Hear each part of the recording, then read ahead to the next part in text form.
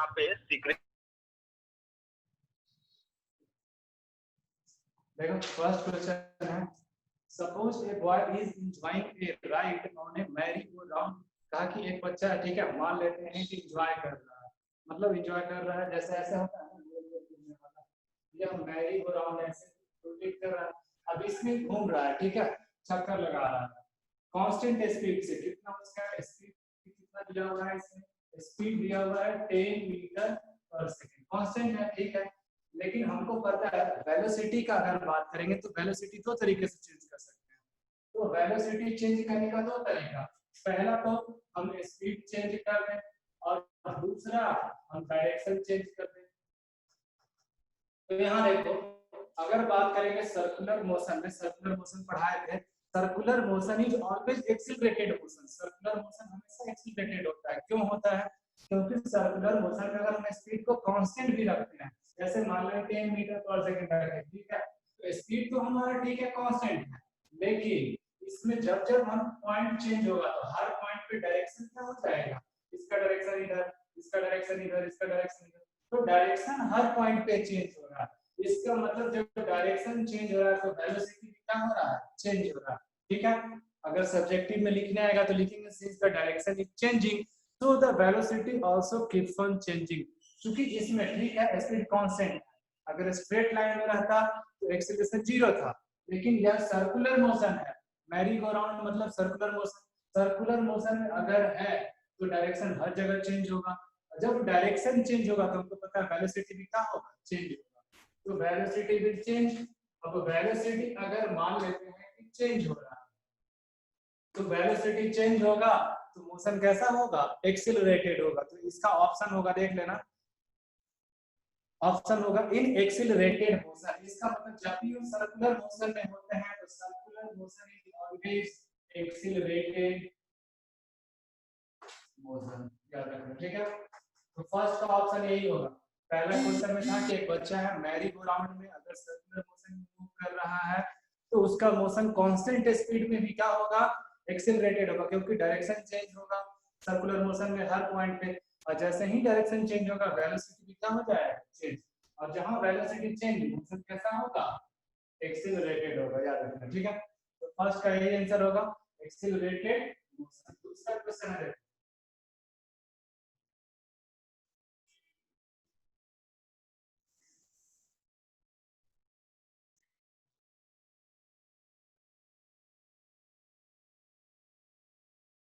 Second question है, ठीक है।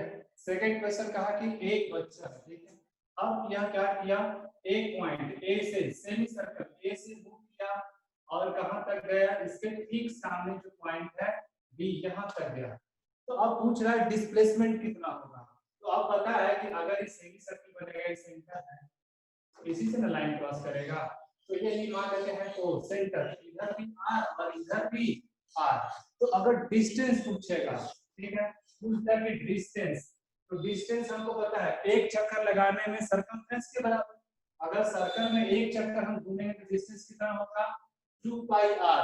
तो हाफ रिवॉल्यूशन ना, आधा ही घूमा, तो हाफ रिवॉल्यूशन में डिस्टेंस कितना था, पाई आर। यानी डिस्टेंस पूछेगा तो पाई आर, ए से बी तक गया, आधा सर्कल में गया, और डिस्टेंस पूछेगा तो ए से फिर ए तक आ जाएंगे तो 2 पाई आर, पूरा करेंगे तो 2 पाई आर, तो हाफ करेंगे तो 2 पाई आर बाई 2, यानी कितना, पाई आर। यहां से यहां डिस्टेंस पाई आर, लेकिन डिस्प्लेसमेंट पूछ रहा है, तो डिस्प्लेसमेंट होता है straight line between initial and final. तो इनिशियल पोजीशन ए और फाइनल पोजीशन बी, इसके बीच का स्ट्रेट लाइन डिस्टेंस कितना होगा, तो इधर भी r और इधर भी r, तो डिस्टेंस कितना हो जाएगा, 2r।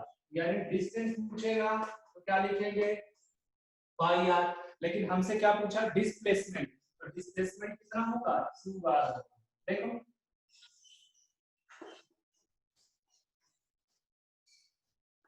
Displacement is equal to 2r। A से बी के बीच का स्ट्रेट लाइन डिस्टेंस, अगर सेमी सर्कल है तो डायमीटर ही होगा, तो डायमीटर सर्कल का कितना होता है, r प्लस r, 2r। इधर भी रेडियस, इधर भी रेडियस, तो straight line distance between a and b is the displacement. a से b के बीच का डिस्प्लेसमेंट कितना होगा, 2r। यही पूछ रहा है डिस्प्लेसमेंट कितना होगा। तो सेकंड का आंसर होगा 2r। डिस्टेंस पूछता तो पाई आर, डिस्प्लेसमेंट पूछा तो 2r। और क्वेश्चन क्या है? When a car driver driving at the speed of 10 km per second at 5 they can reach the car to rest in 20 seconds. They retardation. ठीक है।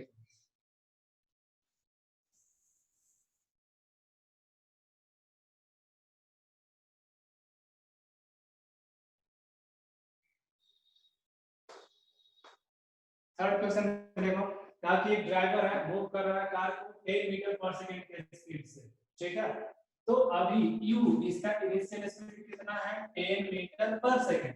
अब इसको ब्रेक लगा रहा है, ब्रेक लगा रहा है तो रुकेगा ना, तो फाइनल स्पीड कितना हो जाएगा 0 मीटर पर सेकंड और टाइम कितना लगा इसको 20 सेकंड, ठीक है। तो पूछ रहा है रिटार्डेशन, रिटार्डेशन तो नेगेटिव एक्सेलरेशन, तो रिटार्डेशन इज इक्वल टू वही फॉर्मूला होगा एक्सेलरेशन का होता है, रिटार्डेशन का और डिसेलेरेशन।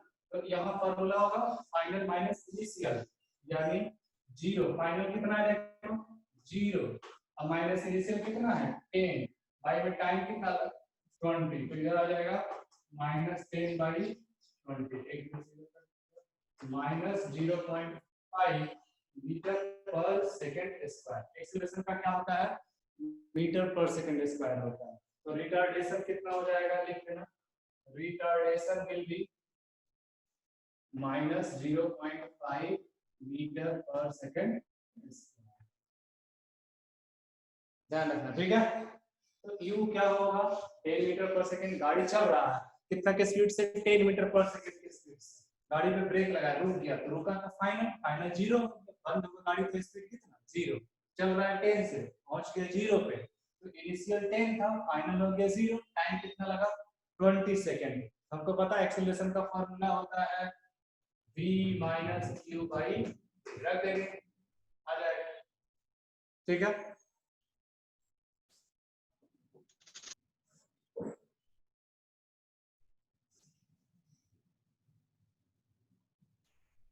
देख लो 4 नंबर में क्या है numerical ratio of displacement to distance, ठीक है।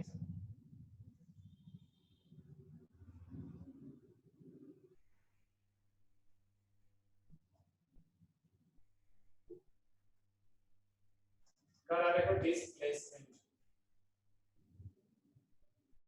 और डिस्टेंस का रेशियो कितना होता है, ठीक है। तो डिस्टेंस और डिस्प्लेसमेंट का रेशियो पूछा कि कितना हो सकता है, तो हमको पता है कि डिस्प्लेसमेंट क्या क्या हो सकता है। तो डिस्प्लेसमेंट जो होता है इज इक्वल टू डिस्टेंस भी हो सकता है। जैसे एक एग्जांपल लेते हैं, हम स्ट्रेट लाइन में चल रहे हैं, तो स्ट्रेट लाइन में अगर चल रहे हैं तो जितना हमारा डिस्टेंस उतना ही हमारा डिस्प्लेसमेंट, दोनों बराबर होगा। जब दोनों बराबर होगा तो मान लेते हैं कि हम स्ट्रेट लाइन में चल, तो डिस्टेंस कितना 4 और डिस्प्लेसमेंट भी कितना 4, तो स्ट्रेट लाइन में चलेंगे तो यह रेशियो कितना आएगा 1 आएगा। दूसरा कंडीशन, हम सर्कुलर मोशन में मूव किए, तो सर्कुलर मोशन में अगर मूव किए सर्कल में एक रिवॉल्यूशन कंप्लीट किए, तो जब रिवॉल्यूशन कंप्लीट करेंगे तो डिस्प्लेसमेंट कितना 0 और डिस्टेंस कितना 2 पाई r यानी कि 0 आ गया, रेशियो आ गया 0। अब देखो तीसरा केस कहा कि हम आगे की तरफ गए फिर वापस आ गए, बैकवर्ड चले गए। जैसे ऐसे कंडीशन समझो ए से चले, ठीक है, बी तक 2 मीटर और फिर वापस आ गए 2 मीटर और इधर चले गए 1 मीटर सी, इधर चले आए 1 मीटर। अब देखो डिस्टेंस कितना हो जाएगा, ध्यान से देखो 2 गए फिर 2 मीटर आया वापस, तो 4 और एक और बैक चले गए, तो टोटल डिस्टेंस कितना हो जाएगा 5। लेकिन डिस्प्लेसमेंट अगर इधर वाले को मानेंगे पॉजिटिव, इधर कितना नेगेटिव, तो इधर गया इधर आया तो 0 हो गया, लेकिन अब बैक चले गए ना, तो बैक चले गए तो डिस्प्लेसमेंट हो जाएगा -1। इधर से इधर के बीच का डिस्टेंस है ना, इनिशियल था a फाइनल हो गया c, इधर पॉजिटिव डायरेक्शन इधर नेगेटिव, यानी इधर कितना डिस्प्लेसमेंट हो गया -1/5 कितना आ जाएगा -1/5। अगर करेंगे तो यह 1 से कम ही आएगा। इसका मतलब डिस्टेंस और डिस्प्लेसमेंट का जो रेशियो है, डिस्प्लेसमेंट बाय डिस्टेंस जो रेशियो है, हमेशा देखो या तो 1 आ सकता है, 0 आएगा या फिर नेगेटिव आएगा। इसका मतलब 1 से ज्यादा कभी नहीं आएगा। हाँ 1 आ सकता है मैक्सिमम, 1 से कम आएगा, 0 भी आ सकता है, नेगेटिव भी आ सकता है। तो इसका ऑप्शन क्या होगा?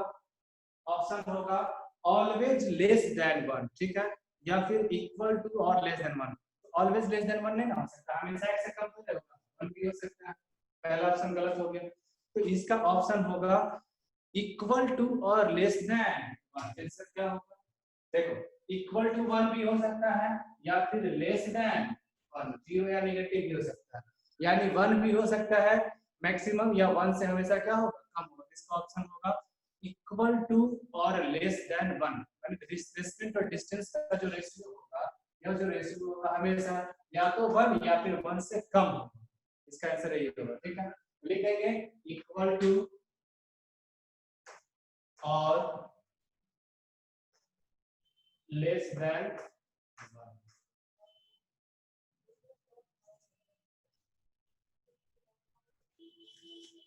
ठीक है, आंसर लिख लेना।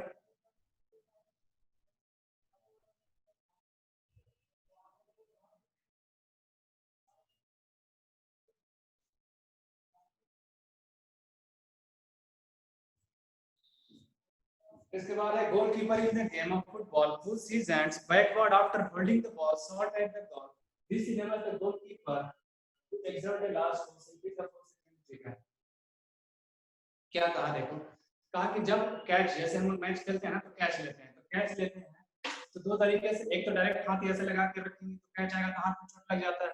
अब कैच आ गया तो दूसरा तरीका, हाथ को पीछे की तरफ ले जाते हैं। क्यों ले जाते हैं? जैसे मान लो गेंद आया तो हाथ में आया, डायरेक्ट आके 0 हो गया वेलोसिटी, तो कम टाइम में उसका वेलोसिटी बहुत जल्दी 0 हो गया। इसका मतलब कम टाइम लगा और उसका मोमेंटम चेंज होने में। तो rate of change of momentum क्या था? हाई था। दूसरा,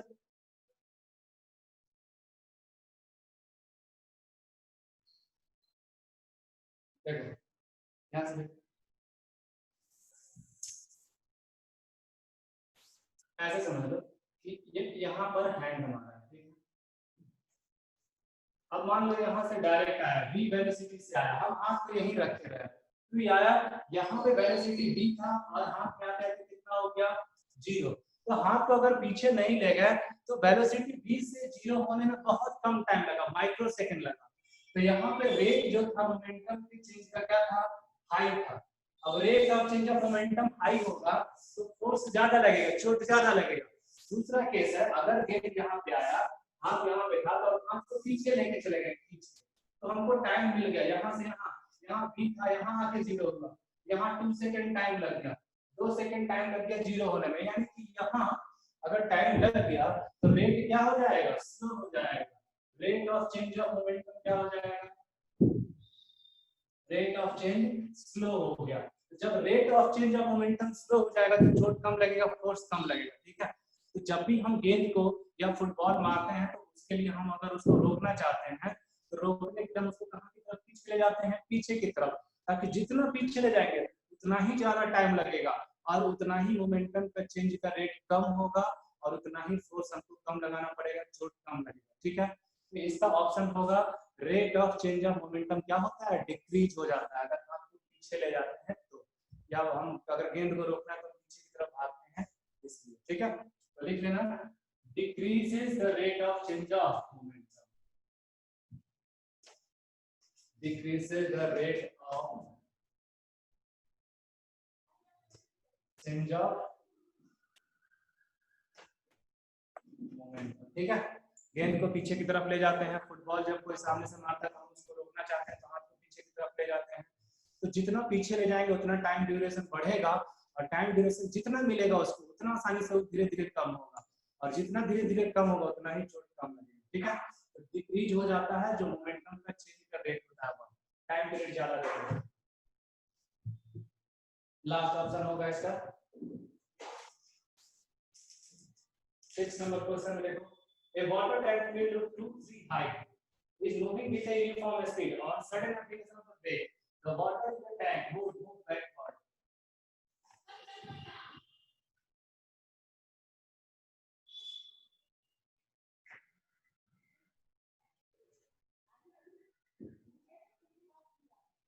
वही एप्लीकेशन कहा जो सेकंड पढ़ा था ना, तो अगर हम बस में बैठे होते हैं, बस में ब्रेक लगता है तो हम आगे की तरफ गिरते कि नहीं गिरते हैं। तो उसी तरह से कहा कि एक कंटेनर है, इस कंटेनर में मान लेते हैं इसका कैपेसिटी 3 लीटर है, तो इसमें 2 लीटर क्या किए 2/3 यानी कि 2 लीटर इसमें वाटर डाल दिए। अब इस कंटेनर को अगर हम ले जा रहे हैं कहीं और अचानक ब्रेक मारेंगे तो इसमें जो पानी होगा या कंटेनर आगे जा रहा है, अगर अचानक ब्रेक लगाएंगे तो पानी कहाँ जाना चाहेगा आगे की तरफ, स्पिल होगा, पानी किधर की तरफ चला आगे मूव करेगा, फॉरवर्ड मूव करेगा। ठीक है, इनर्शिया के कारण कोई भी ऑब्जेक्ट अगर चल रहा है तो चलते रहना चाहता है, रुका हुआ तो रुका रहना चाहेगा। तो चूंकि वाटर का जो कंटेनर है मोशन में है, ठीक है, अब हम अचानक ब्रेक ले लिए तो उसमें जो पानी होगा स्पिल होगा, छिलकेगा, कैसे बाहर निकलेगा तो आगे की तरफ। जैसे सिंपल हम एग्जांपल बताएं, बस में जब हम बैठे रहते हैं अचानक कभी ब्रेक लग जाता है तो हम आगे की तरफ गिर जाते हैं, तो उसी तरह से इसमें भी होगा। वाटर जो कंटेनर में है अचानक ब्रेक लगाएंगे तो इसमें जो वाटर होगा कहाँ की तरफ मूव करेगा, आगे की तरफ मूव करेगा, कंटेनर वहीं रह जाएगा, वाटर आगे की तरफ मूव कर जाएगा। ठीक है, मूव फॉरवर्ड हो जाएगा। When a balloon held between the hands is resistance in this and without। ठीक है, चलो इसके बाद 7 नंबर पे क्वेश्चन देखो, बताया कि एक बलून लेते हैं, ठीक है। अब बलून अगर हम मान लेते हैं, बलून को इधर से भी फोर्स लगाते हैं, इधर से भी फोर्स लगाते हैं, तो बलून दबता है, तो बेसिकली बलून पे कौन सा फोर्स लग रहा है, बैलेंस फोर्स लग रहा है। बताया था ना कि बैलेंस फोर्स कुछ नहीं कर सकता है, सिर्फ शेप चेंज कर सकता है। तो बलून जो है हमारा ऐसे मान लेते हैं बलून है, हम इधर से भी 5 मीटर लगा रहे हैं, इधर से भी 5 मीटर, +5 है -5 है, मान लेते हैं +5 न्यूटन -5 न्यूटन। नेट फोर्स कितना लग रहा है देखो, +5 -5, नेट फोर्स लग रहा है 0 न्यूटन। लेकिन बैलून को इधर से भी दबाएंगे इधर से भी दबाएंगे, इसका शेप चेंज होगा ना, ऐसे होगा ना, तो इसका शेप चेंज हो रहा है, लेकिन फोर्स कौन सा काम कर रहा है, तो बैलेंस फोर्स, याद रखना। ठीक है, तो बैलेंस फोर्स का पहले पढ़ा चुके हैं, बस एक ही काम होता है शेप को चेंज करना। इसके अलावा रुका हुआ जो है वो रुका हुआ रहेगा, चलते हुए चलता रहेगा, कुछ नहीं कर सकता है, सिर्फ शेप चेंज कर सकता है कौन, बैलेंस, क्योंकि दोनों तरफ से लगेगा। रबर को हम खींचते हैं, इधर भी 5 न्यूटन इधर भी 5 न्यूटन, तो रबर का शेप क्या होता है, चेंज होता है, लेंथ चेंज होता है। ठीक है, this is because of balance force. अब इसके बाद क्वेश्चन है, speed of A car weighing 1500 kg increases from 36 km to 72 km per hour uniformly, what will be the change in momentum of the car। ठीक है, ताकि बेटा इसको question number 8 देखो।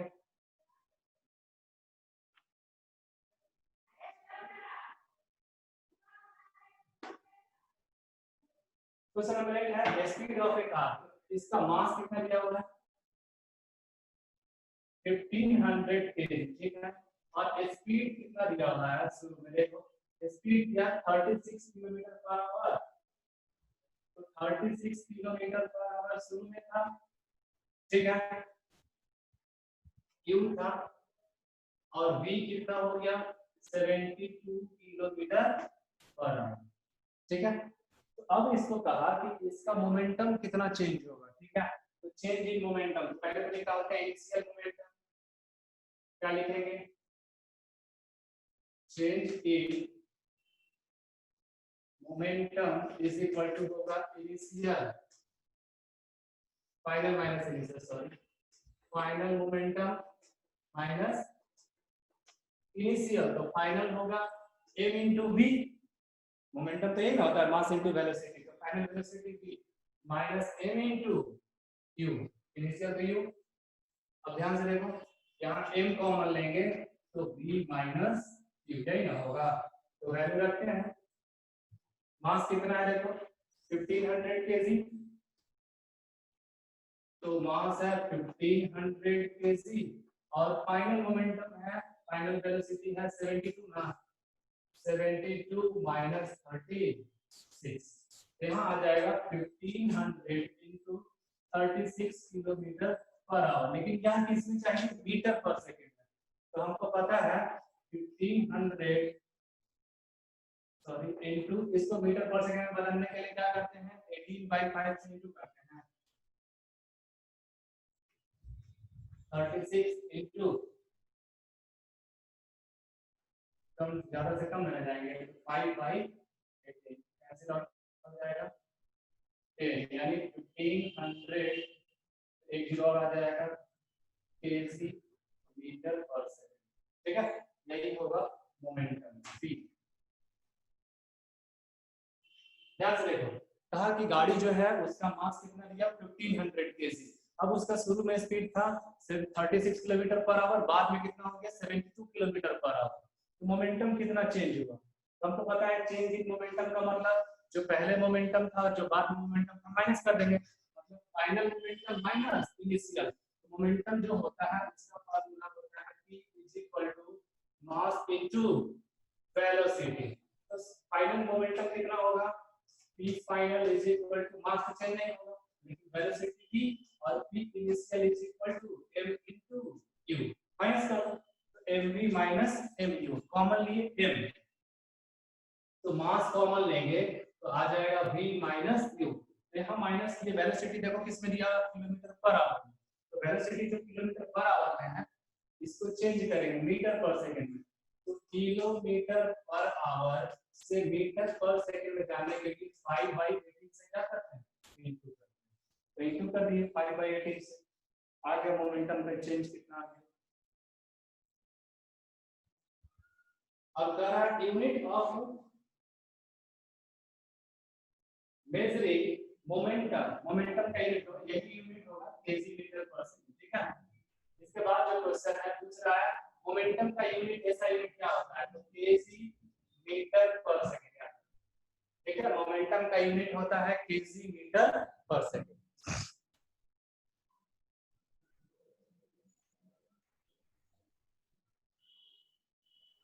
इसके बाद 10 नंबर क्वेश्चन है इनर्शिया। इनर्शिया पहले ही बता चुके थे कि इनर्शिया जो होता है किसी भी बॉडी के मास पे डिपेंड करता है।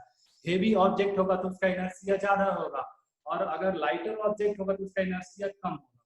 इनर्शिया डिपेंड्स ऑन मास। ठीक है, इनर्शिया हमेशा किस पे डिपेंड करता है, मास पे डिपेंड करता है। Rate of change of displacement, तो rate of change of displacement, displacement देखो डिस्टेंस किस रेट से बदल रहा है उसको हम लोग स्पीड कहते हैं, और डिस्प्लेसमेंट किस रेट से बदल रहा है उसको हम लोग क्या कहते हैं वेलोसिटी। तो वेलोसिटी का डेफिनेशन देखे थे ना, velocity the rate of change of displacement is known as velocity.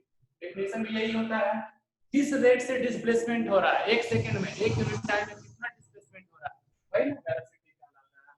तो बेसिकली वेलोसिटी का डेफिनेशन ही यही होता है, the rate of change of displacement is known as velocity, rate of change of distance is known as speed, and rate of change of displacement is known as velocity। इसका answer होगा velocity। 12 number देखो, acceleration is a vector quantity। acceleration एक vector quantity है which indicates that value is, अब acceleration एक vector quantity है, acceleration vector quantity है तो एक्सेलरेशन हमको पता है डायरेक्शन भी लेता है, तो पॉजिटिव भी हो सकता है, नेगेटिव भी हो सकता है और जीरो भी हो सकता है, याद रखना। ठीक है, जैसे वेलोसिटी बताए थे कि velocity displacement is a vector quantity है, तो वेक्टर क्वांटिटी नेगेटिव भी हो सकता है, पॉजिटिव भी हो सकता है, जीरो भी हो सकता है। ठीक है, तो हमको पता है acceleration is a vector quantity. Acceleration क्या है, वेक्टर क्वांटिटी है, और एक्सीलरेशन अगर वेक्टर क्वांटिटी है तो इसका मतलब यही हुआ कि एक्सीलरेशन पॉजिटिव भी हो सकता है, नेगेटिव भी हो सकता है और जीरो भी हो सकता है, कोई दिक्कत नहीं। ठीक है, यही ऑप्शन होगा, आइदर पॉजिटिव, नेगेटिव और zero.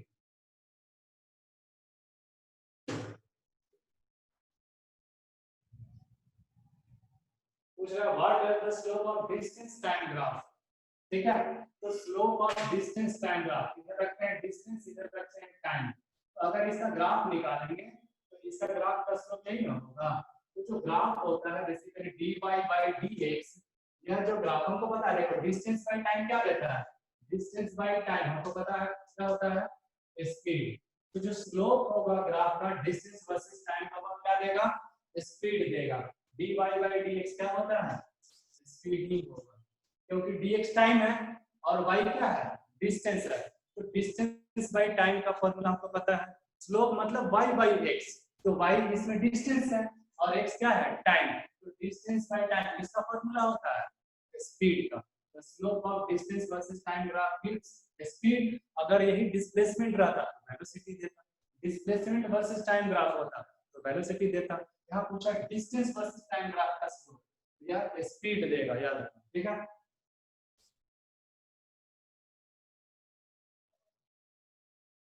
In 12 minutes, a car whose speed is 25 kilometers travels a distance of 7. बेटा इसको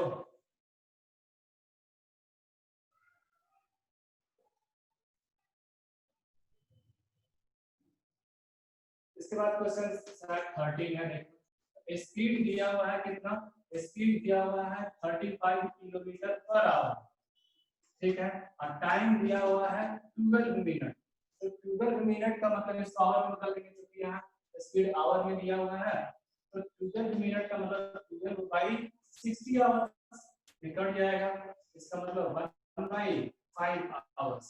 तो डिस्टेंस इज इक्वल टू, पता है क्या होता है, स्पीड इनटू टाइम।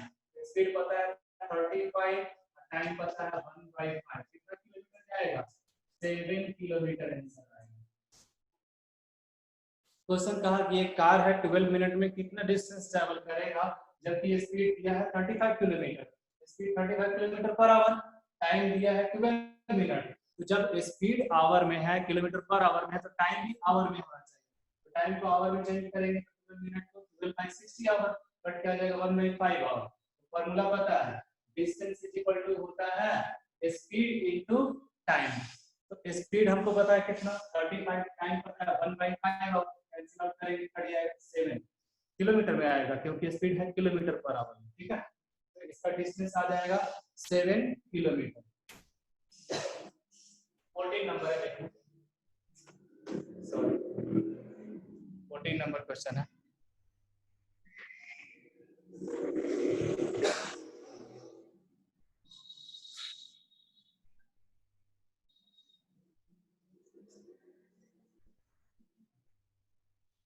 चलो 15 में देखो,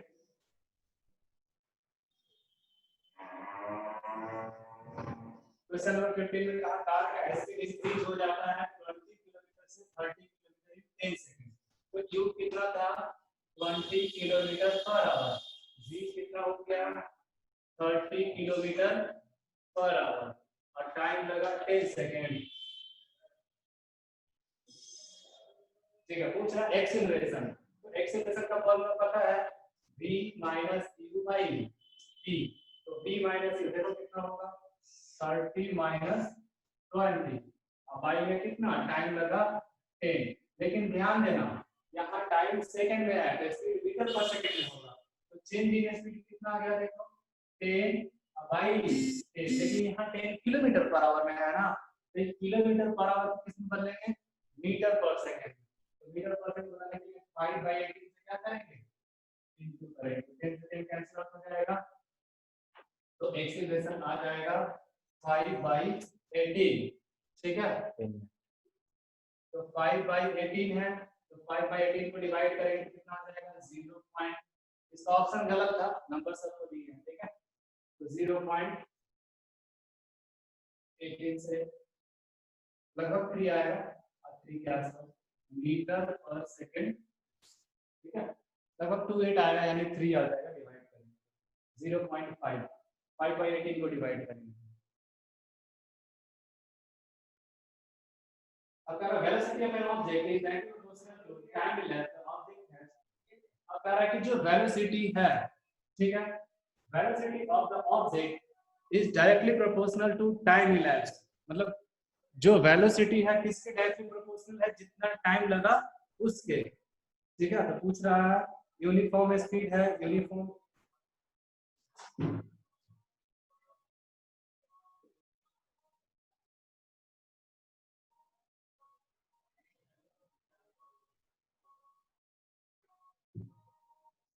जो वेलोसिटी है डायरेक्टली प्रोपोर्शनल टू टाइम है, मतलब वेलोसिटी टाइम डबल हो रहा है तो वेलोसिटी भी डबल हो रहा है, 2 सेकंड में 2, तो टाइम जैसे जैसे बढ़ेगा वैसे वैसे वेलोसिटी बढ़ेगा। अगर तो इसका मतलब वह कैसा एक्सीलरेशन है, यूनिफॉर्म एक्सीलरेशन, ठीक है। यूनिफॉर्म एक्सेलरेशन में ही वेलोसिटी बढ़ता है, टाइम बढ़ता है तो, और वेलोसिटी घटता है, टाइम सॉरी अगर मान लो वेलोसिटी को डबल कर दिए तो टाइम भी कितना लगेगा, डबल लगेगा। वेलोसिटी को ट्रिपल कर दिए तो टाइम भी कितना लगा, ट्रिपल। तो ऐसा अगर है कि वेलोसिटी और टाइम दोनों एक दूसरे के प्रोपोर्शनल हैं, डायरेक्टली प्रोपोर्शनल है, इसका मतलब वहां पर यूनिफॉर्म एक्सीलरेशन हो रहा है। ठीक है। यूनिफॉर्म एक्सीलरेशन क्यों हो रहा है, क्योंकि टाइम डबल हो रहा है तो वेलोसिटी भी डबल हो रहा है, टाइम ट्रिपल हो रहा है तो वेलोसिटी भी ट्रिपल हो रहा है। जिस रेट से टाइम बढ़ रहा है उसी रेट से वेलोसिटी भी बढ़ रहा है, दोनों का रेट सेम है, यानी सेम रेट से बढ़ेगा तो मोशन कैसा होगा, यूनिफॉर्म एक्सीलरेशन। ठीक है, uniform acceleration.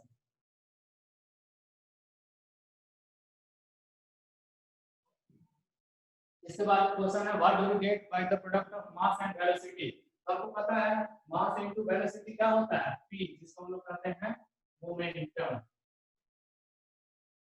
m into v होता है p और p is the momentum। तो mass into velocity gives us the momentum of the object। momentum आपको पता है। अब इसमें मैग्नीट्यूड सिर्फ होता है, तो पता है स्केलर होता है सर, स्केलर में सिर्फ और सिर्फ मैग्नीट्यूड होता है, और वेक्टर में मैग्नीट्यूड और डायरेक्शन दोनों होता है, याद रखना। ठीक है। The rate of change of momentum is directly proportional to definition पढ़े ही हैं, जो मोमेंटम के चेंज होने का रेट है फोर्स के डायरेक्टली प्रोपोर्शनल होता है। तो क्या लिखेंगे, नेट फोर्स। ठीक है। The rate of change of momentum is directly proportional to net force acting on the object. Net force जितना लग रहा है ऑब्जेक्ट पे उसके डायरेक्टली प्रोपोर्शनल होगा। मोमेंटम किस रेट से बदलता है, यह डिपेंड करता है कि नेट फोर्स कितना लग रहा है। नेट फोर्स कम लगेगा तो रेट कम होगा, नेट फोर्स ज्यादा होगा तो जो मोमेंटम बदलने का रेट होगा वो भी क्या होगा, ज्यादा होगा। यानी कि rate of change of momentum second law में पढ़े हैं, directly proportional to net force acting on the object. इसका मतलब आंसर होगा नेट फोर्स। एक लास्ट क्वेश्चन है, न्यूमेरिकल है। ठीक है, तो लास्ट क्वेश्चन नेक्स्ट क्लास में जब स्टार्ट करेंगे तो बता देंगे पहले, उसके बाद फिर टॉपिक जहां से पढ़ा रहे थे सेकंड लॉ वहां से फिर स्टार्ट करेंगे। ठीक है, आज के लिए इतना ही रहने देते हैं, जहां दिक्कत होगा अगर इसमें कुछ नहीं समझ में आया होगा तो बोलना। ठीक है, रहने दें, इसमें कुछ पूछना नहीं ना है।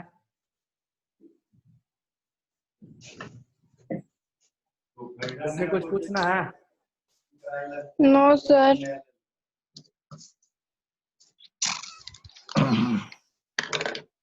देख लो एक क्वेश्चन लास्ट 20 नंबर रह गया। ठीक है, थोड़ा सा लॉन्ग है इसलिए छोड़ दिए हैं, बताएंगे नेक्स्ट क्लास में।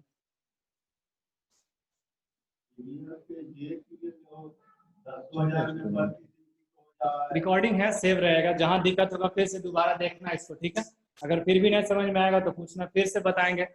जो क्वेश्चन लगा कि नहीं समझ में आया अभी भी देखना कहाँ कहाँ दिक्कत है, आंसर शीट डाल देंगे, आंसर शीट तो इसमें है ही, मिला लेना। ठीक है, रहने देते हैं।